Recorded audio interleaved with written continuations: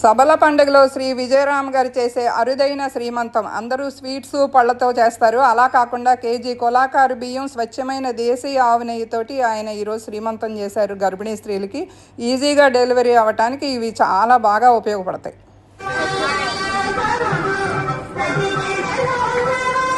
Right.